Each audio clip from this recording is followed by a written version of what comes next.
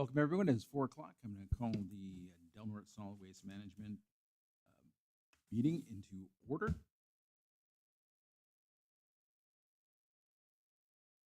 Take a roll call, please. Commissioner Neffa, Commissioner Short, I'm here.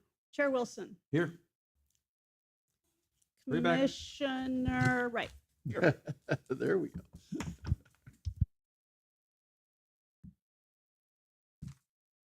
Chapter video, please lead us in the Pledge of Allegiance.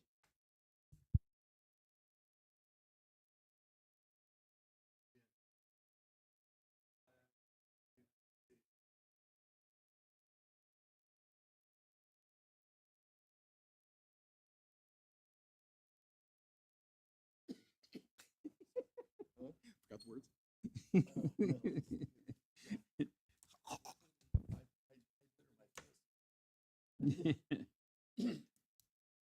And at 4:01, we welcome anyone that has public comment. Any member of the public may address the Solid Waste Management Authority on any manner on or off the agenda. Each speaker will be allotted 3 minutes to make a comment. Are there any public comments at this time? Seeing none, close public comment. That brings us to item number 1, consent agenda.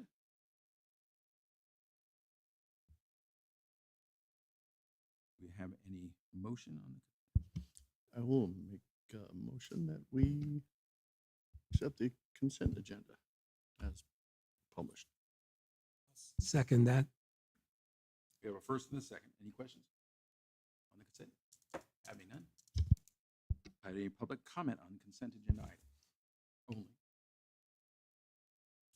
Merely a clarification, Chair. Yes. I have handed out a revised copy of the budget transfer. There's been no numerical change on the budget transfer. It just clarified some project lines. Okay. Please pull the vote. Commissioner Neffa, Yes. Commissioner Short, Yes. Commissioner Wright, Yes. Chair Wilson. Yes. That brings us to item number 2, Director's Report for July of 2026.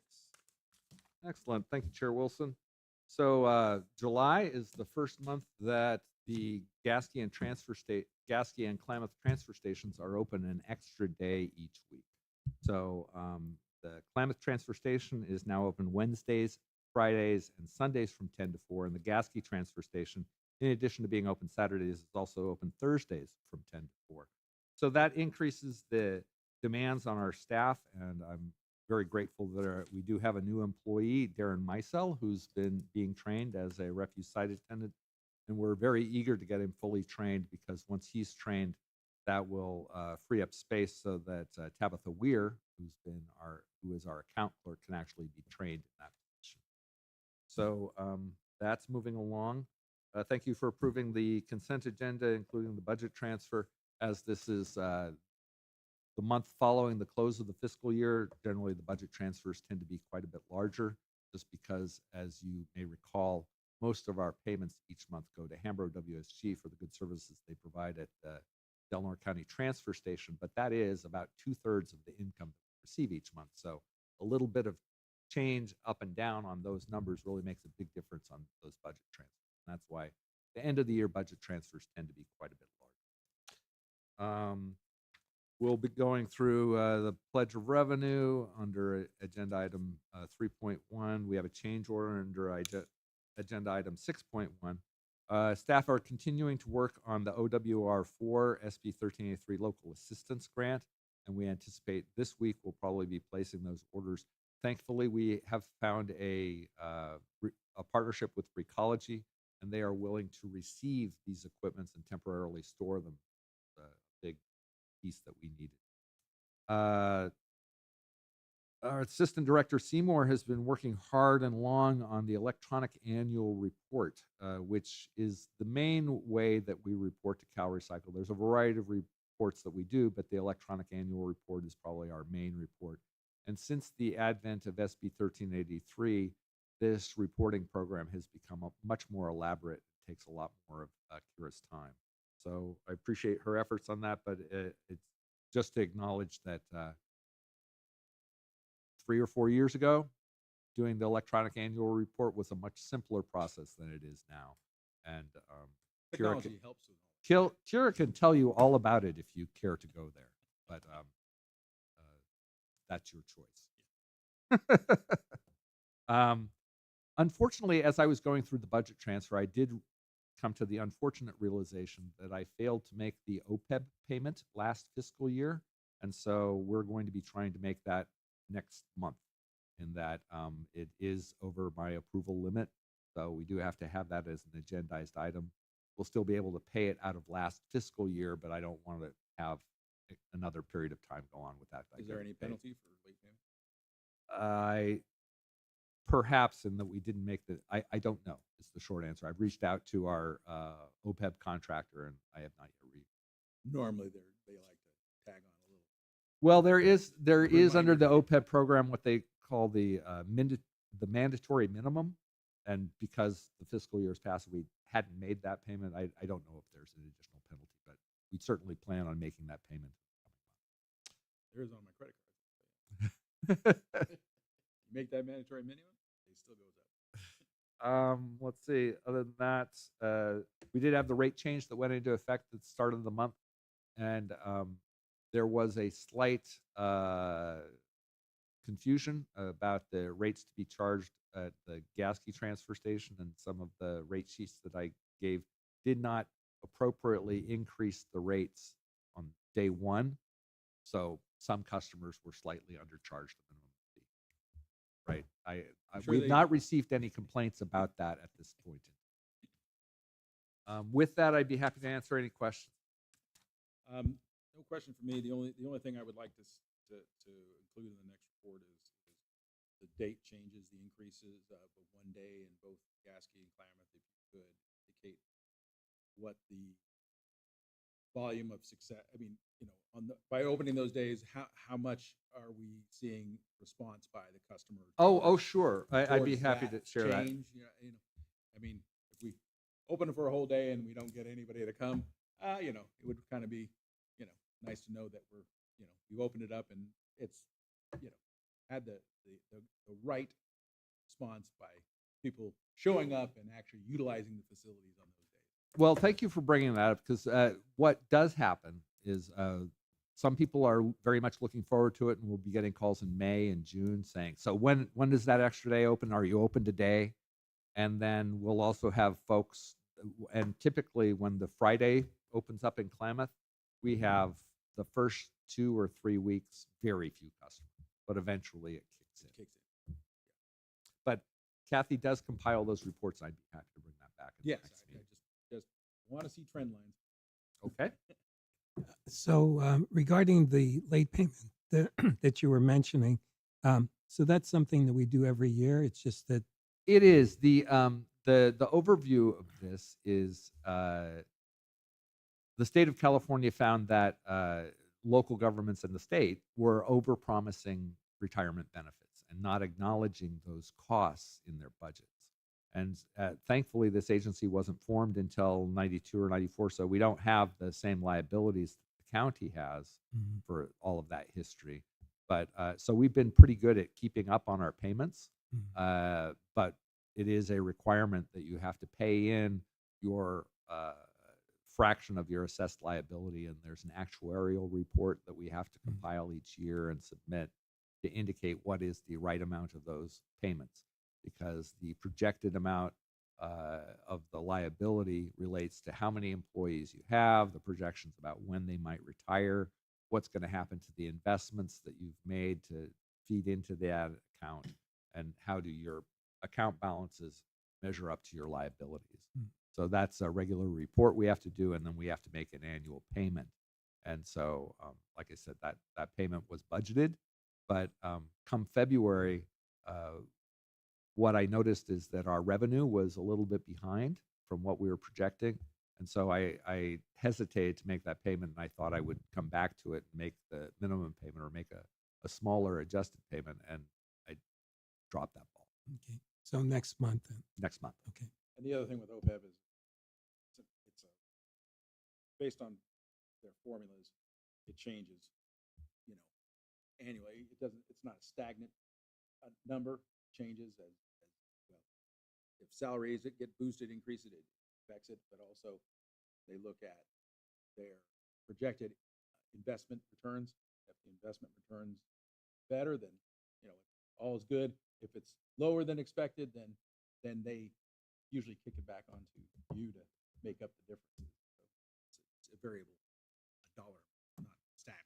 So the acronym we're using there is it's OPEB, other post-employment benefits. Any other questions? Continue. Moving on. Again, agenda item 2.2 is the treasurer and controller reports for June. But as you know, we have not been receiving the cash balance reports from the Delaware County auditor. So this just includes the accounts receivable aging summary. And you can see that Kathy's doing a good job on our accounts, so that everything over 90 days has been turned over to collections, with the exception of a outstanding debt from a federal agency. We've been cutting them a little slack. Looking at claims approved by director, once again, you'll see that the largest expense for our. Go ahead. You got a question? Just quick question on that last comment. In the past, yes, we haven't been receiving those from the auditor, but as of today, as of maybe a couple of weeks ago, that may have changed. We are getting reports from the auditor as we should. This particular report, I'm not aware that we're receiving yet. And this is essentially the cash balance in our account. Right. Okay.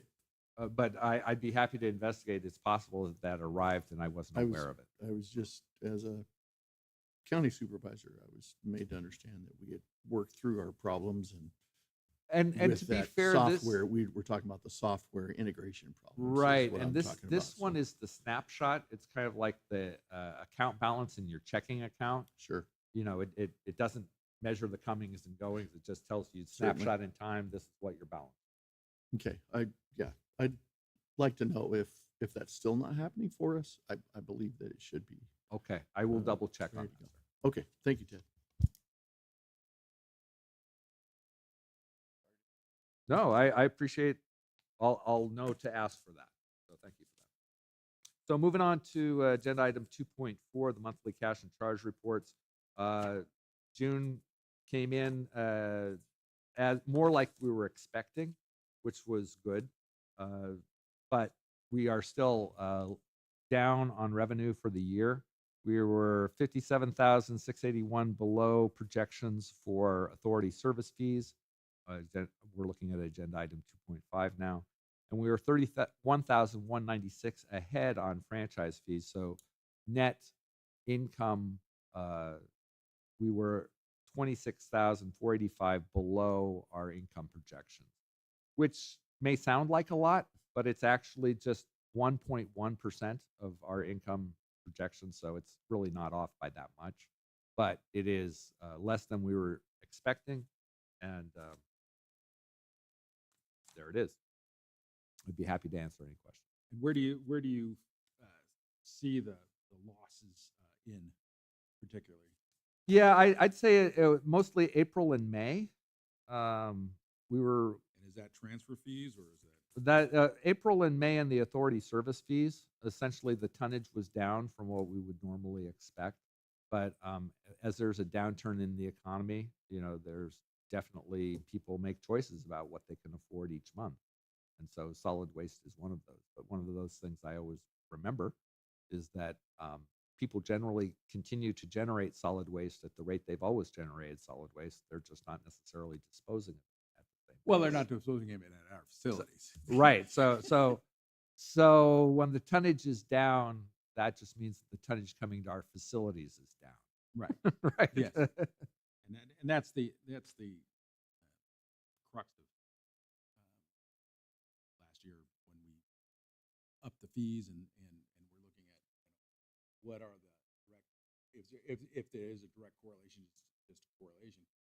But if we can look at are we seeing again a drop in our tonnage, and is that in any way correlated with increasing cost associated with dumpage?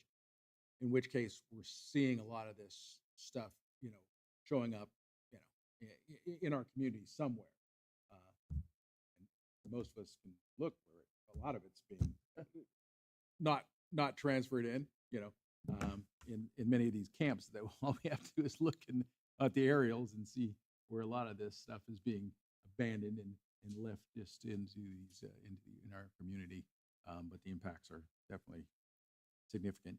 Thank you. Thank you. So the next item is Yes, please. agenda item 3.1. This is an annual report we need to submit to Cal Recycle, and essentially documents the liabilities associated with the Crescent City landfill. The landfill was closed in 2005, 2006, but we have a 30-year post-closure maintenance period. And so essentially the laws of the state are that if this agency falls apart or is unable to meet its commitments to maintain that facility, part of the function of these cost projections is to allow Cal Recycle to budget for addressing that management challenge should this agency fall down on that responsibility. We have no intention of doing so, of course, but that is the purpose of these reports. And it is worth noting, for example, that the annual combined post-closure maintenance and corrective action costs on an annual basis are looked at as a liability of $980,265. That's a liability that the county does not manage. That's managed by this agency on behalf of the county, Right. although the county does own the property of the Delaware County land. With that, I'd be happy to answer any questions on that report. Any questions from the board? Any public comment? None? It's only a status report. That's a required report, so we've already submitted. I'm merely presenting it for the board's information. Yes. The last item, which we are looking for action on, which is agenda item 6.1, and this is a change order with our contractor, Will Folger, who has been helping us with labor negotiations. This does a couple things. Primarily, it increases his total budget amount from $7,500 to $15,000. So it adds $7,500 to the contract amount. It increases his hourly rate to $300 an hour. It was $275.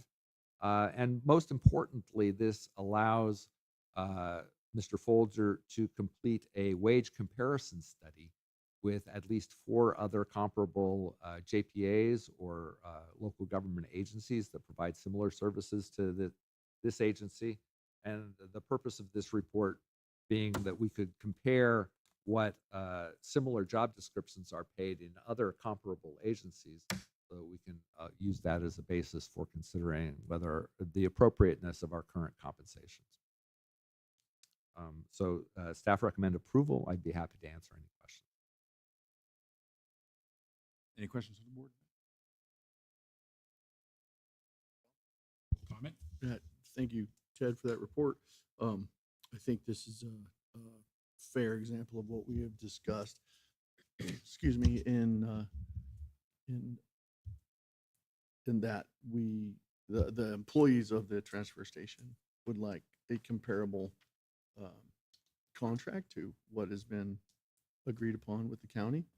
But we've said it before that there is no comparable job description with the employees of the transfer station at the county. So we don't have job descriptions that exactly match. So striving to be as fair as we can be, I think, is where we're at with this. And with that, I would like to have Mr. Folger go through with this comparison study. So I will move that we approve this. We have a motion. Any other comment? Second. We have a motion and a second.